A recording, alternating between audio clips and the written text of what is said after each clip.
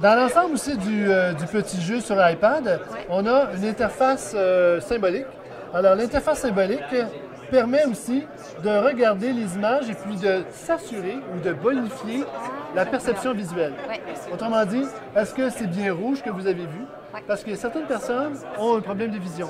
Ils voient rouge un peu orangé ou un peu rose, ils voient vert plutôt brun, etc. daltoniens, etc. ouais. Daltonien, et puis il y a plusieurs maladies. Voilà. Figurez-vous donc qu'il y a 70 des gens qui ont un problème de vision dans le monde. Ah. Il y a juste 30 de la population active qui a une vision, disons, normale. Donc, les problèmes de vision, il y en a à plein. OK. Alors aussi, il y a la question de la forme.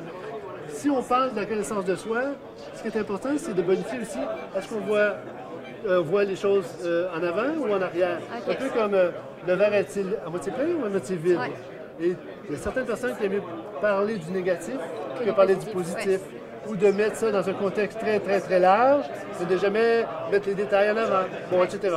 Alors, tout l'ensemble des informations qu'il y a dans l'iPad, c'est pour augmenter la qualité de la conversation sur la connaissance de soi. L'interface symbolique, c'est une interface qui contient la construction des images d'une façon symbolique. Autrement dit, vous avez les couleurs, OK. vous avez d'un côté la forme et vous avez aussi d'un côté l'image que vous avez dans le boîtier, Tel quel, oui. telle quelle. Donc, l'importance dans l'interface ou dans le contenu de l'interface symbolique, c'est de comprendre la construction de l'image. Plusieurs personnes se posent la question comment on est arrivé là. Donc finalement, en fait, la version iPad, c'est exactement la même chose, le même contenu que la version papier. C'est la même. Simplement que le côté numérique permet peut-être à plus de personnes d'avoir accès à votre jeu.